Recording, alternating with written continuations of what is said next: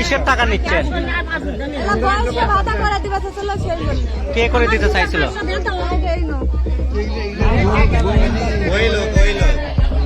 আপনি কিসের বয়স্ক ভাতা করে দিবেন?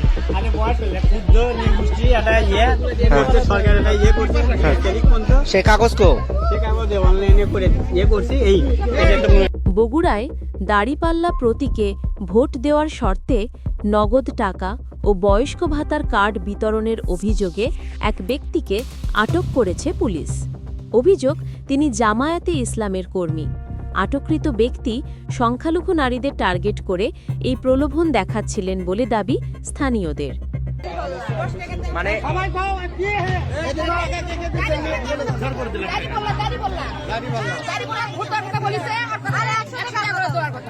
আচ্ছা, এখন কিসের টাকা দিল আপনাদেরকে?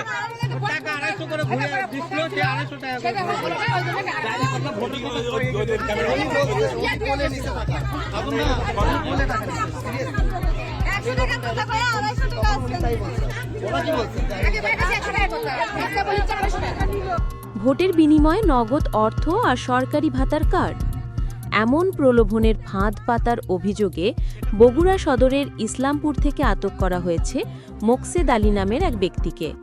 স্থানীয়রা জানান, মোকসেদ আলী ইসলামপুর হরিগাড়ি উত্তরপাড়ার বাসিন্দা। তিনি এলাকার সংখ্যালঘু নারীদের বয়স্ক ভাতার কার্ড করে দেওয়া এবং নগদ টাকার প্রলোভন দেখাচ্ছিলেন। তবে শর্ত ছিল, আগামী নির্বাচনে ভোট দিতে হবে জামায়াতে ইসলামের প্রতীক দাড়িপাল্লায়।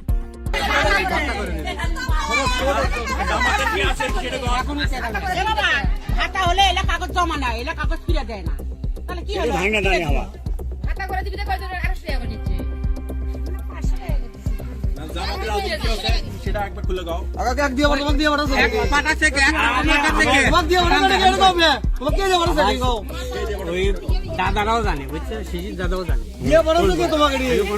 এরা তো জানে না কেউ। মানে ক্ষুদ্র নির্বাচন থেকে 30 তারিখ মতো লাস্ট ডেট, কথা বলতে পারে 28 তারিখ 30 তারিখ করতে আমি আগে তেল এগুলো নিয়ে গেছি। ওটি অনলাইন করতে ওটি টাকা লাগছে, ওটি ইয়ে করতেও টাকা লাগে। কত টাকা করে লাগে? ওটি 100, 150, প্রায় 200 মতন টাকা লাগে। এটা কি সমাজসেবা অফিসার বলছে? সমাজসেবা অফিসার তা তো জানি না, তারা টাকা নেবে, যাই হেড যাই তারা। আপনি তো সবার থেকে টাকা নিচ্ছে কথা বলে, সবাই টাকা দিচ্ছে।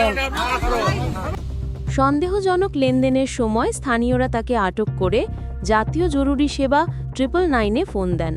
পরে পুলিশ এসে তাকে হেফাজতে নেয়।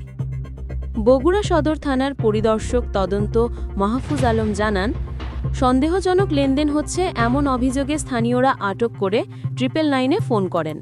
আমাদেরকে বলা হয়েছে তিনি জামায়াতের কর্মী, তবে তার সঠিক রাজনৈতিক পরিচয় নিশ্চিত করতে আমরা তদন্ত শুরু করেছি।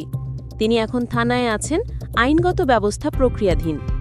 পুলিশ জানিয়েছে, আটক মোকসেদ আলীর পিতার নাম মুনতাজ আলী। তার বিরুদ্ধে মামলা দায়েরের প্রস্তুতি চলছে। এদিকে এই ঘটনার বিষয়ে জামায়াতে ইসলামের প্রেস উইংয়ের সাথে যোগাযোগ করা হলে তাৎক্ষণিকভাবে কোনো বক্তব্য পাওয়া যায়নি। News desk, Hindus news, Bogura.